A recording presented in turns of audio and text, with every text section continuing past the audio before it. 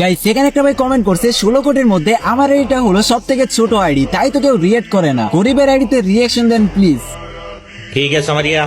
ভাই রে ভাই কি আর বলবো গাইস, ভাইটা বলে গরিবের আইডি, তাই বলে ভাইটা আইডিতে কেউ রিয়াকশন দেয় না। তো চলো গাইস আজকে দেখে আসি ভাইটার কি এমন আইডি যে আইডিতে রিয়াকশন দেওয়ার জন্য কিনা ভাইটা এখানে কমেন্ট করছে। এই সময় কম, শুরু করো।